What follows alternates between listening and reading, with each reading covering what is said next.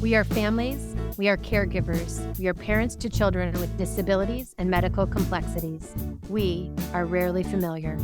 We get together to learn, to relate, and to laugh a lot while we share each other's unique family experiences of raising the rarest of the rare. Our goal is to unite, inspire, educate, and empower people living a rarely familiar life. And we're so glad you're here.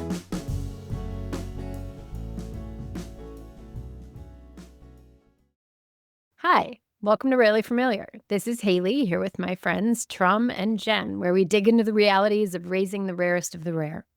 Today, we're going to get familiar with Jen's story of her recent hospital stay with Julian and how she navigated the ins and outs of that experience back in November of 2024. But before we dig into that, Tram, let's check in. What's going on? So Sadie made it to summer school after her GI infection. So, summer school is awesome because she gets to be around other kids and has a schedule, which our kids really like. And the only outlier that anybody who sends their kids to an extended school year is it's a whole new team. So thankfully, her intervener is the same person that we've had the last several summers, but it is a whole new school team. So it's always making sure, like, hey, don't forget, you need to put her in her stander because otherwise she's just sitting in her wheelchair and she loses her mind when she sits in her wheelchair. But I'm glad that she's out with her friends. And I also get a break because there's not a lot of things to do when she doesn't like to be outside because of the heat and her seizures. Yeah, so that's the positive is that she's back in school. So I have a feeling we're going to have a lot of catch up to do with learning and things at home when he goes back to school. Yeah, Felix is home. We end up doing what I call therapy camp for the entire month of July. We're every day in some sort of therapy, mostly physical therapy to try and get strong. During the school year, he ends up doing therapy after school, which he's tired from a school day. So it's an entirely different experience being able to get him in there at 9 o'clock in the morning when he's fresh. Yeah. He is performing, and he likes to impress the ladies. And I think he really likes his therapists, and he's been having fun. And people know him there. We run into other families, other kids, and their parents. I ran into somebody the other day, and she's like, "What are you using for your arm on the wheelchair? That's awesome." And I was like, "Oh, it's a mountain mover. It's the best thing ever." And so just being able to have those chance encounters, I think, are really great. So that's how we're spending the month of July, is in therapy. All right, let's jump into Jen's story then. We've kind of alluded to this for this last several episodes, but we thought you need a little space after a trauma, after a hospital stay, to really feel like you can tell your story in a way that's not going to trigger massive emotion. And so I feel like we're 6, 7 months out of this. Julian is doing great. And so we can look back on this experience a little bit more objectively and be able to take some lessons and share some tips from having had that more recent hospital stay. I think we've all been through here, right? When you have a medically complex child, you might have a couple hospital stays in here. I think while we all can relate, so Sadie's had heart surgery and she was in the hospital for 3 weeks. But this was an emergency where that was a planned surgery. So I had it mentally prepared and ready to go. But I think in Jen's case, it was, oh my gosh, we're dealing with something new. This is life threatening. And then all the things that just came with it. So I think we can all understand this story and relate to it. But I think the big thing is Jen learned a lot in this. So what can she share from it? So we're excited to talk to you, Jen, and you can share your story. Take us back to that day in November, right before the holiday chaos hit. Like, what happened? So it was a Monday morning, November 11th. And I was sitting there working, and I got a call from Julian's school. And as you both know, you don't really want to call during the school day necessarily. It kind of triggers this response of like, is everything okay? And answered the phone, and sure enough, it was the nurse. And she said, "Something's wrong with Julian. We need you to get to the school right away." And I went into an immediate panic. "What's wrong? Tell me quickly," as I'm grabbing my stuff. And she just said, really, that he is laying down. He's not moving well. He seems s- spacey. He's just not himself. He's just not himself. Something's off. I didn't get a lot of detail. And so I didn't even think about saying call 911. I just thought, I will get to the school. I'm his mom. I will assess it. So I grabbed my 17-year-old from high school because we share a car, and we went speeding on the highway to Julian's school. We proceeded to go inside, and there he was in the nurse's office. Lights were out. He was not moving. He barely acknowledged me, and I was just like, what?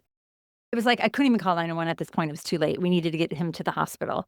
So my son scooped him to the car. We had to hold him up in the back seat because he was unable to sit.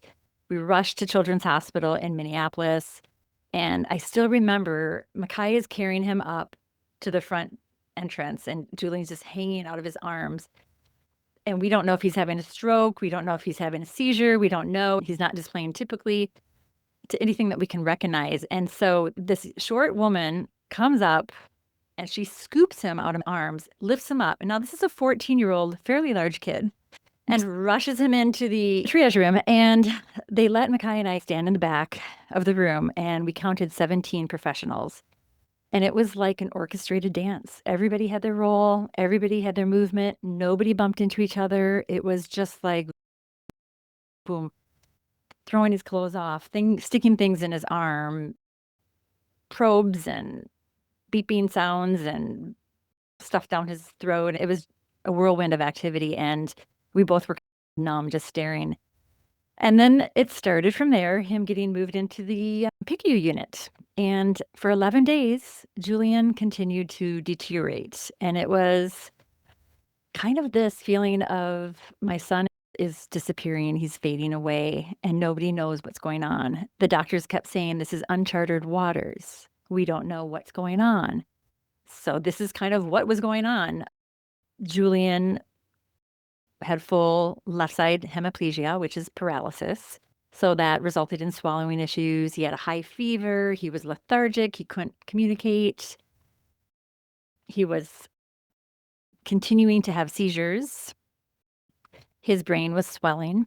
So he had a history of seizures, right? Right. So but he had this a was history. different. This was different. His history of seizures resulted around head injuries the last 10 years, right? Okay. Mm-hmm. And so, yes, if he had a concussion, he likely could have a seizure. Mm-hmm. But he hadn't had a seizure in like 4 years. And So there was a triggering event that caused a seizure that you were. Right. And we don't know what that event was, but it was a prolonged seizure. He was probably seizing at his school for about an hour. Oh my God. And so that was one of the first things they did when he was rushed into ER, was given emergency seizure medication, which then shifted everything. So And there's that. is there a typical emergency protocol process at the school? There that they is a follow? protocol, yes. And I had submitted all the paperwork in September, and I had the emergency medication on hand. I think he But didn't this one present- looks different, It right? looked different, yes. Okay. And I think it wasn't following the normal trajectory Right. of what we think of with a grand mal seizure or something. So there was no intervention given to him until he got to the hospital. So the result was that he did suffer some brain damage as well. They saw white spots on his brain, and the right side of his brain was swelling. And they were giving him high So that levels. caused the left side of his body to be paralyzed. Right. Okay. And so they were trying steroids. They were consulting with physicians in the Netherlands, in Germany, in California, at Stanford. I mean, Julian's condition, RHOBTB2, his genetic mutation, is so uncommon. However, this is the crazy thing. There were 3 kids in the United States having the same exact experience. Mm-hmm. A seizure that set off Yes. one side paralysis, left or right side, followed by all of these things. And so I think the one interesting thing was that in the PICU unit at Children's, nurses and doctors were saying, so how close is this to his baseline as he's laying there, right? And I'm thinking he is so far from his baseline Yeah. because they don't know. And when you have a child Yeah.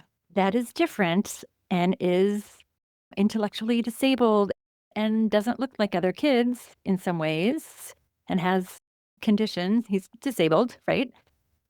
So I feel like our kids are automatically put into a different bucket. Right, because their baseline looks so different from a typical kid's baseline. But And they don't Julian, know. like, you almost need that video of Julian running around and singing his songs and Totally. Yeah. Well, it's so this one I will jump in because it's Sean as a PA.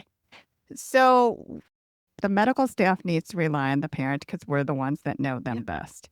And so Mhm. the reason why is if you were to look at our kids' charts, it does present, we don't know how severe the disabilities are. So I will say, I have a friend who her son has seizures, no genetic mutation, and I don't know all the details of his medical history. But she said, I had another doctor who is not her normal epilepsy neurologist go visit, and he reviewed the charts ahead of time. And as we were sitting in his office, we were talking, having a full conversation. I noticed the neurologist walked in and was like, eyes huge. And he was like, if I hadn't seen you and your child talking the way you guys are, carrying on a normal conversation, if I only looked at the charts, I would have never suspected your son to look like this and present like this. So, looking at the charts, he thought this child would be more physically, intellectually disabled. And so I will say that's one thing I think of why they must ask, what does baseline look like? Because your child could look like my child, where Sadie doesn't have all the motor skills and all the fine skills and everything. So I think it was right that they keep asking you that because they only get so much time to exchange information, and looking at charts, everything's not black and white. And Sean will always say, no human is the exact same human. There's an art and a science to this, right? We can look at it, but everybody presents differently. So that's my That's good. caveat. So just That's a good point. And I remember attending the Rare Disease Day at the University of Minnesota, and one of the speakers said, we rare parents know our person. Yeah. And so the baseline piece was interesting because in the back of my head, I'm going, a week ago, we're at Fort Snelling State Park and we're trail running. And I have a photo of Julian running into the woods with my dog. So, right. so you're right. I immediately said to myself, what can I do? So what I did, and this is one of my big tips, if you are in the same position as me, I contacted my girlfriend. I sent her photos from my phone, which was not easy to do because I had to focus and I couldn't focus because I'm in this acute state of stress and worry and shock. And it was just constant, as you both know.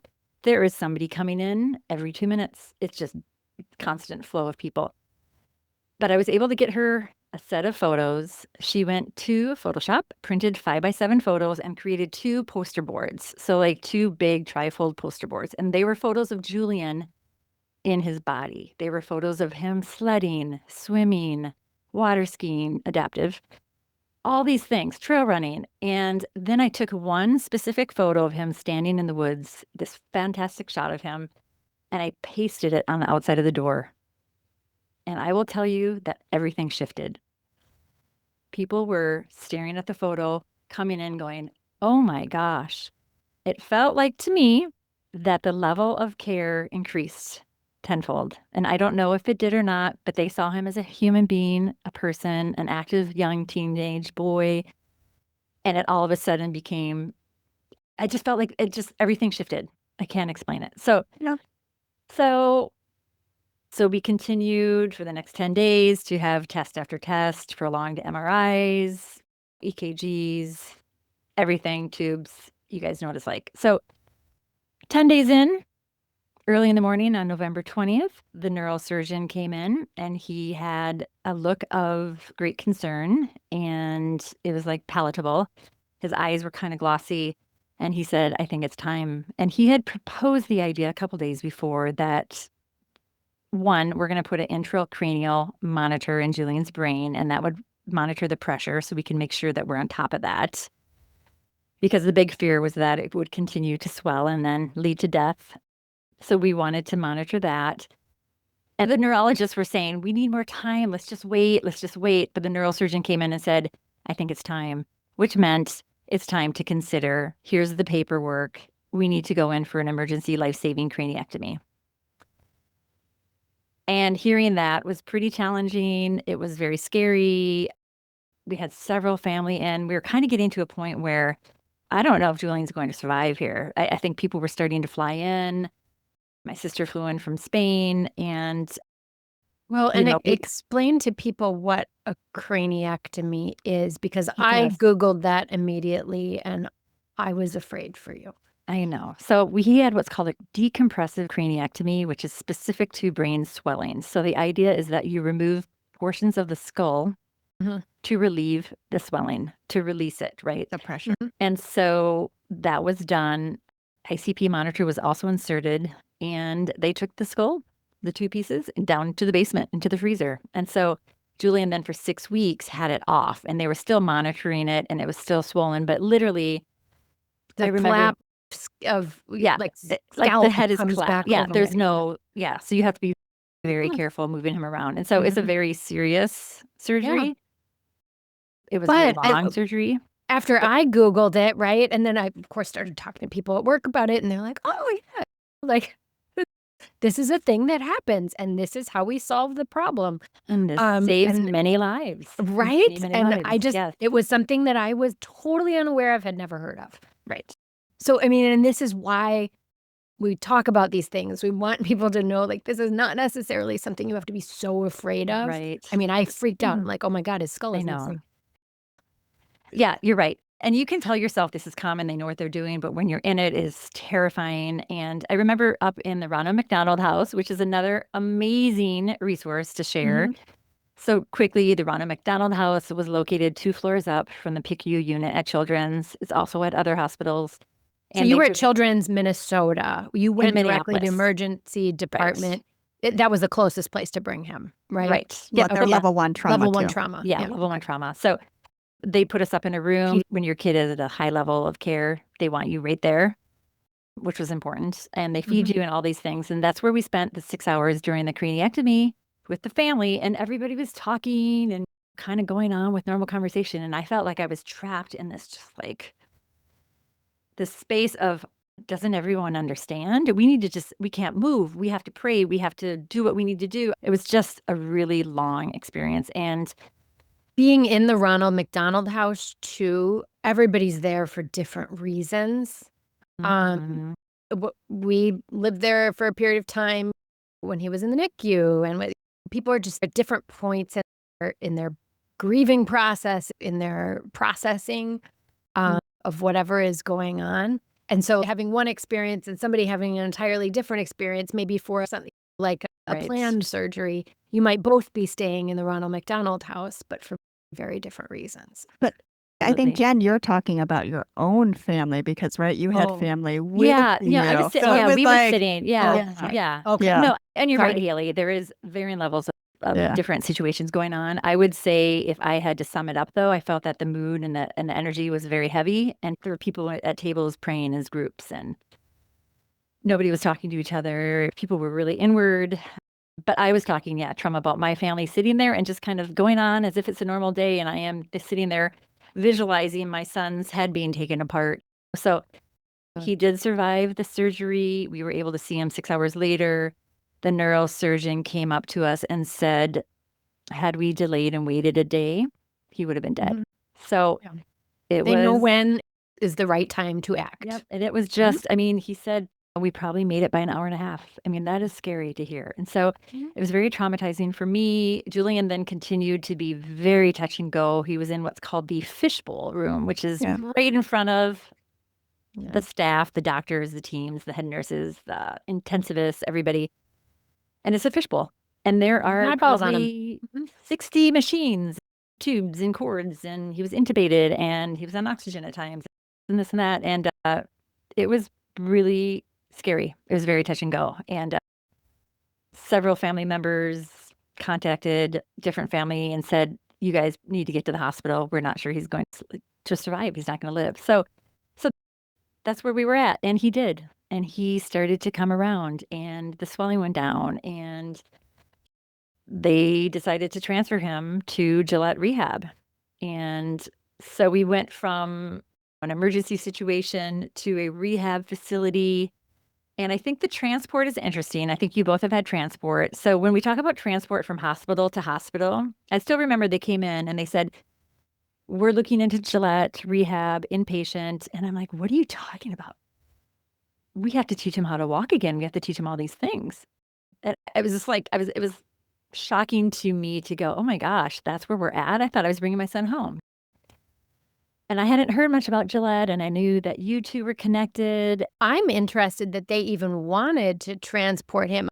I didn't know how closely Children's Minnesota and Gillette are working together. I think now they're really starting to collaborate, and this is a perfect example of that. So you were in an emergency situation, you needed help. This is what needed to happen here at this place. They had the ability to do that there.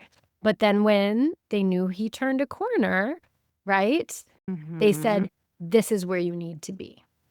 But the corner we had not turned for very long. We hadn't taken many steps. I mean, he was still in critical condition. And so I was kind of surprised as well. This is a perfect example of the exact right thing to do in this situation and patient-centered care.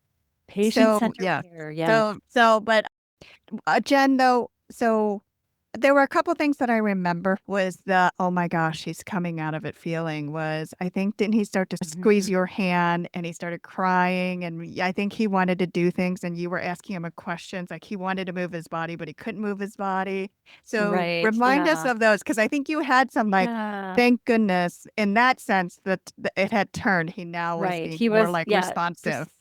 So for 10 days, he became more and more unresponsive. And then a couple days after the surgery, he became responsive. And of course, he still had full left side paralysis. But I remember one day I said, I know this is scary. And I just acknowledged his feelings. And he had tears coming down his eyes. And he squeezed my hand with his right hand. And then I proceeded to say, can you move your left hand, honey? And he took his right hand, grabbed his left hand, and lifted it up. And so I thought, he's there. He is in there. And we didn't know if he was in there. We don't know the level of damage. We don't know the level of damage that the seizure caused initially when there was bright spots on the brain and they say he's brain damaged. Well, what level? And then when you're already cognitively impaired, how much is that going to impact what's already damaged to a degree, right? So I think the transport for me was interesting because we couldn't go along in the ambulance. Yeah. We had to follow them. And I'll tell you what, they drove fast on Highway 94 from Minneapolis. That's interesting too. Maybe they needed more people in the ambulance with you. When I was transported, I was able to, there probably wasn't room. They didn't need a lot of people when I was transported. So it probably has to do with need and space because it's cramped quarters in there for sure. It is cramped. And I think he was still only 3 days or 4 days out from the surgery. So they needed the right people there. He was in critical condition. They couldn't have anybody in the way.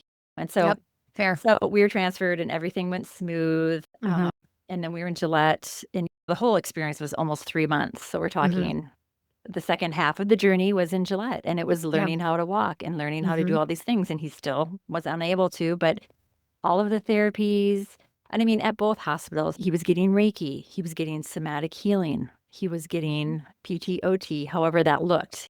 Slumped over, not able to move, but still healing touch they offer. Healing touch. Music therapy. Music therapy was the most amazing to me because Julian is a music child. That's how he communicates in the world. And so at both institutions, the therapy level of care and just the options was amazing. So I think that was something. Another thing I wanted to mention when you're in a crisis, and I was thinking of kind of some tips and tricks, was that you're in a crisis. I came home one night, I had 60 texts on my phone. 60. I had a text from Julian's lifeguard from elementary school. I mean, and so first tip is do not post on social media until you have the ability to respond. And to receive. Because I hadn't posted on social media for 11 days. I think I finally did. Somewhere around that. And thankfully, I didn't post sooner because I was just inundated. But my sister, a good problem to have. That many people care, but yeah, then Right. when you feel the need to respond to them all, but you don't have the capacity to. And yeah, it's a balance of I want people to know, Yeah. I want people to send intentions, Keep prayer, them whatever informed. they're, and to Mhm. share, and that this is a huge thing happening. And so it's the balance of that. But I think the solution and a great resource that everybody has access to is the Caring Bridge website. And so my former sister-in-law set that up.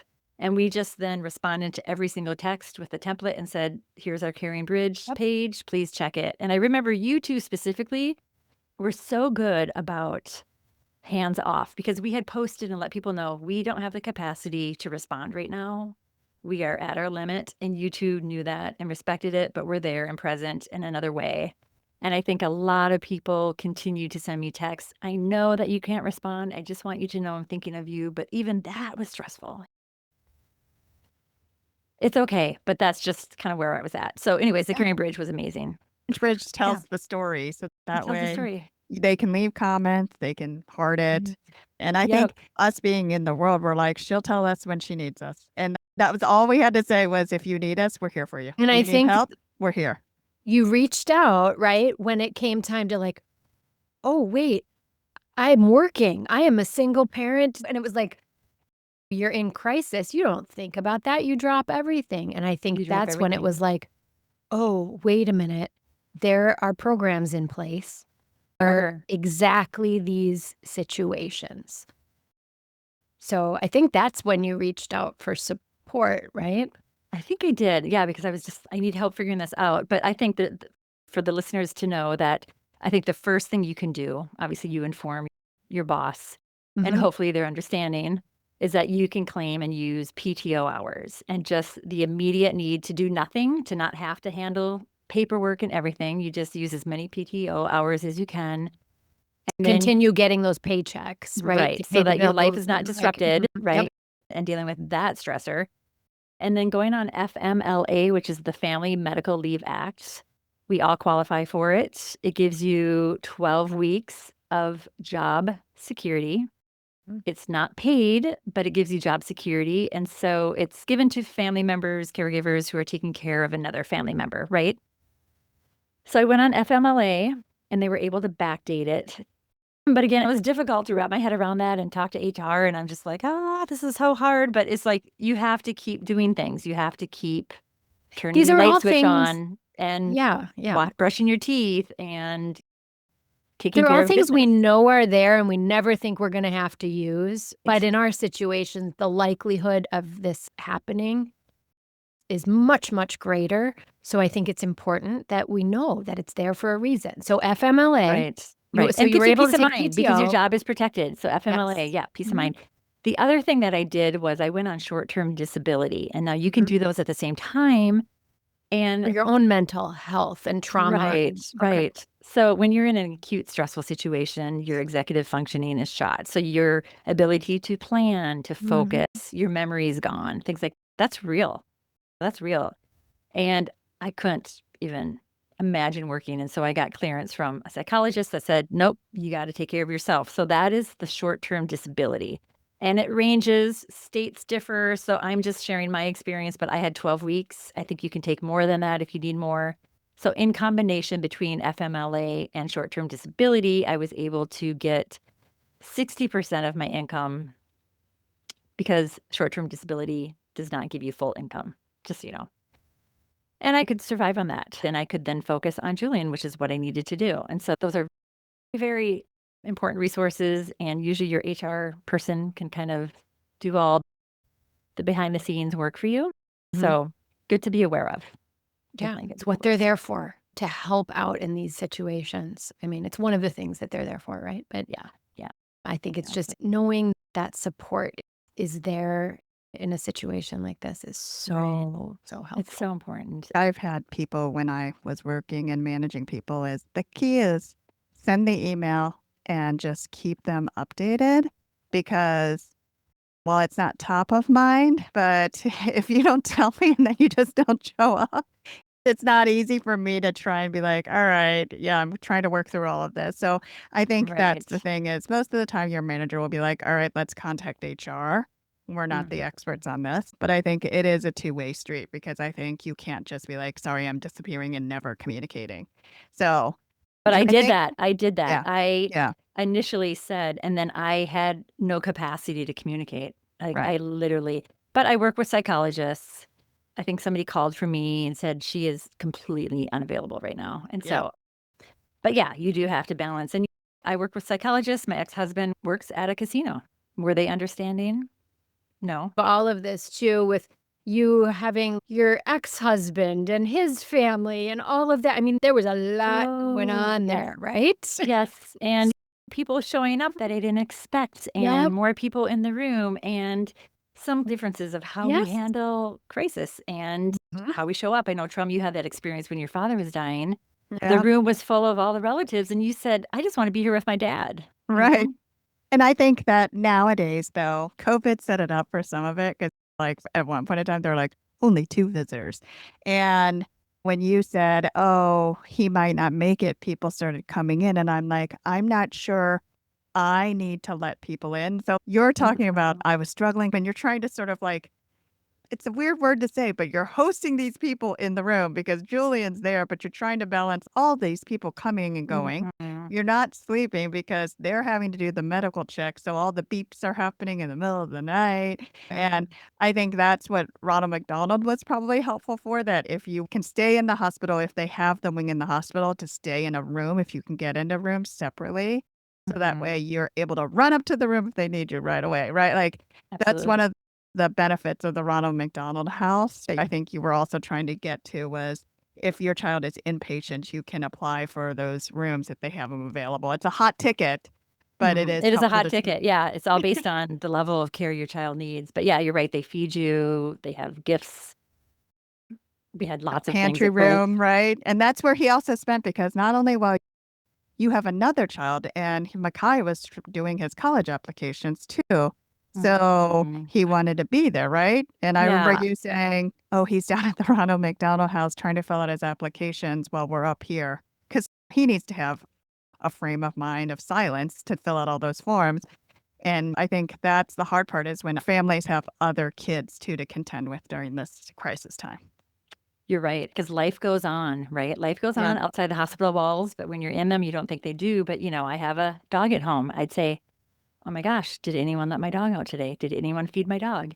Yeah. And then I have another son, yeah, Mackay, and he had his life going on and lots of things that I missed out on his senior year. So it was really challenging. Oftentimes he would be over in the hospital, in the Ronald McDonald House, but oftentimes in the room, sitting in the back, studying at 10 Yeah. o'clock at night and having to get home on his own, take care of things. So I was thinking about, the question a lot of people say, what can I do to help?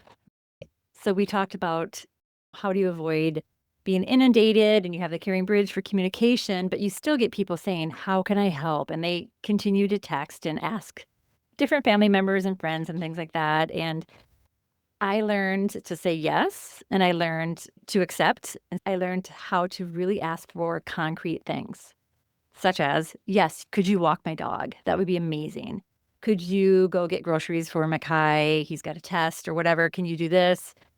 I had friends just showing up. And so that's another approach too, that you don't always have to have the parent like myself asking for things or responding, that you can just show up for people. So I had people dropping off food at the house and getting access into my home and cleaning and doing all those things. So I think the physical things, when you can't maybe emotionally be involved at the level and the inside, there are many tangible things that you can help people with. So I just wanted to throw that idea out there that as the parent and caregiver in crisis, feel free and feel empowered to be able to say yes and ask for help. And as the friend and neighbor, just do it.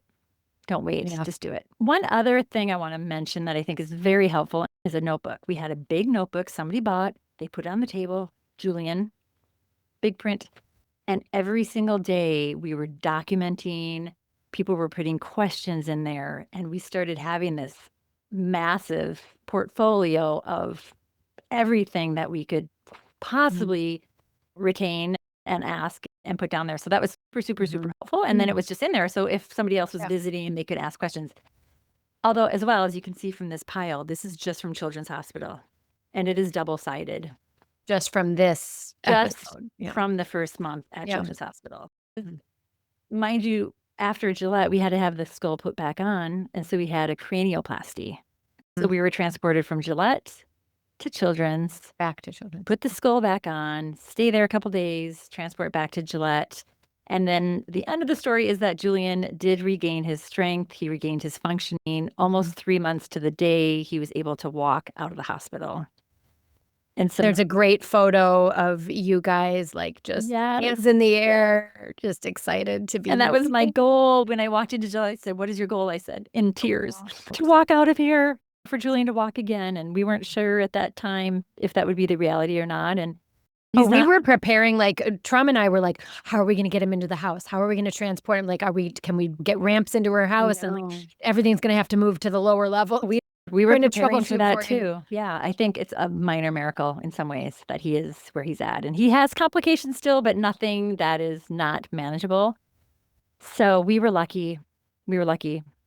So 2 things I want to mention. First, that one kind of serendipitously strange moment where the 3 of us, the universe just kind of brought us together, and this never happens. All 3 of us and all of our kids happened to be there on the same day at the same time. It was not planned. It was that I happened to be there, and I happened to be texting Trum, and she's like, "Oh, I'm here doing a dental thing." And like, it was like we were all there, and we got to run over and say hello and see with our own eyeballs how much better he was doing. Yes, that was a really special. We have a great photo of I us. can't remember at what point in the hospital stay that was. I think he still hadn't had the cranioplasty.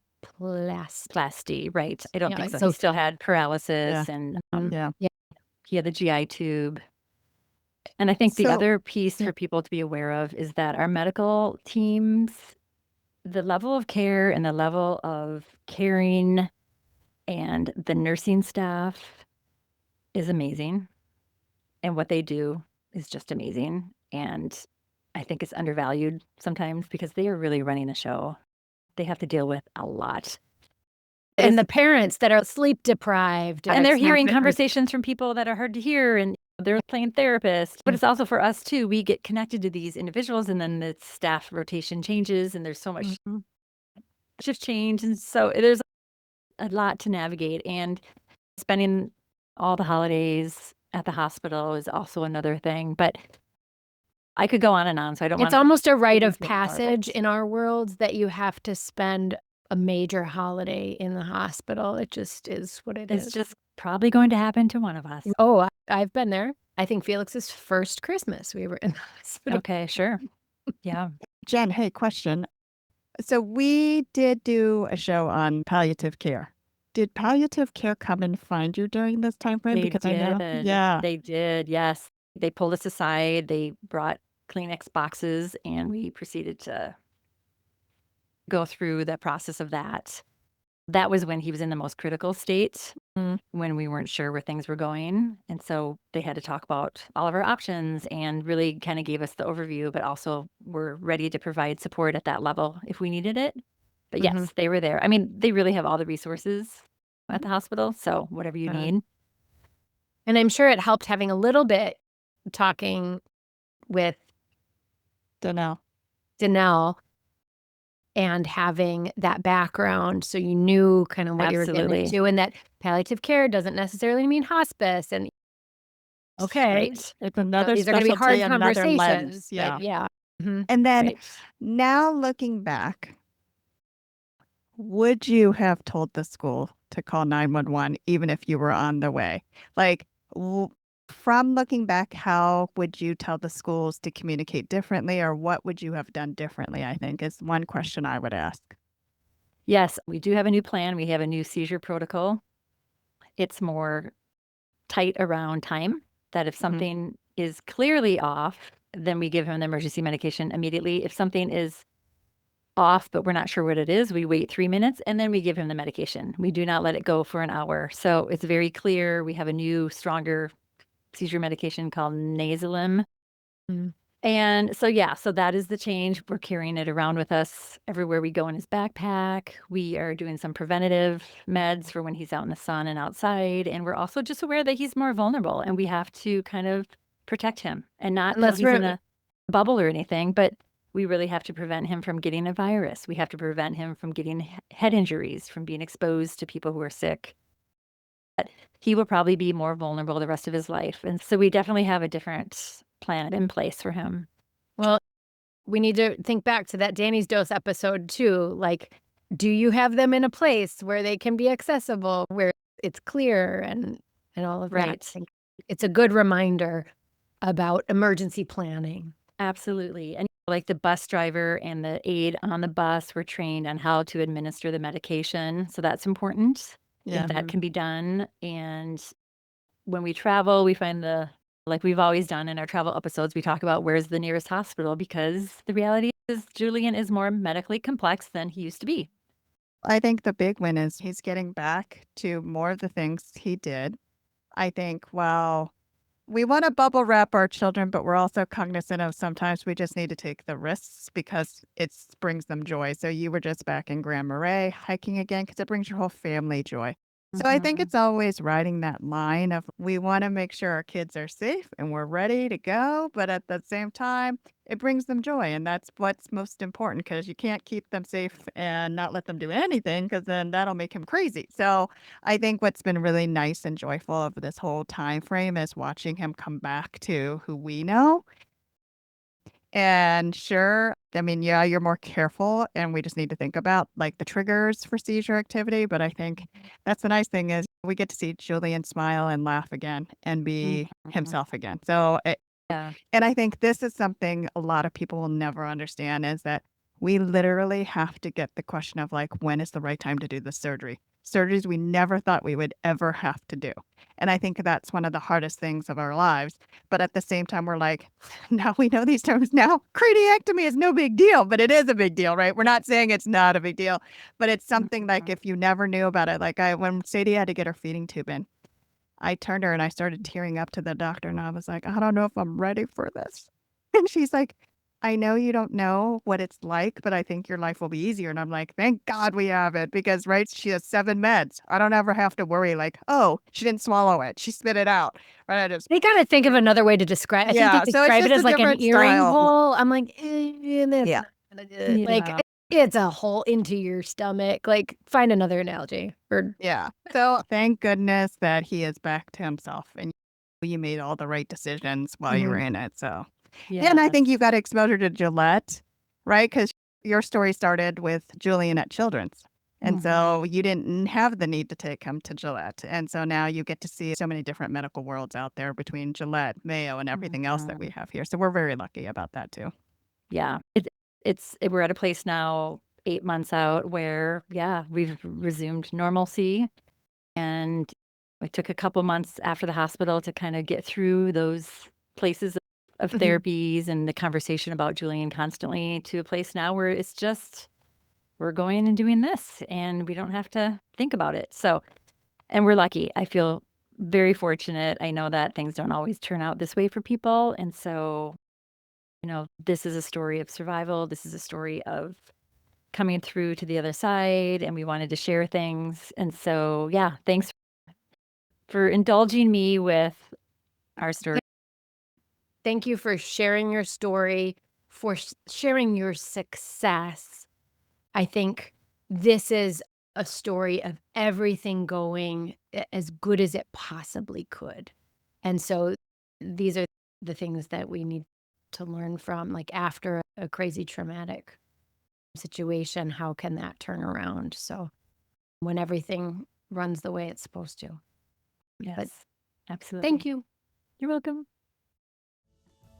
If you liked today's topic or have comments, questions, or thoughts on what else you would like us to cover, please visit rarelyfamiliar.com or connect with us on all the social channels. Resources will be listed in our show notes, and we'll be back next time with another discussion around living life successfully with rare medical complexities. Thanks for joining us on the journey.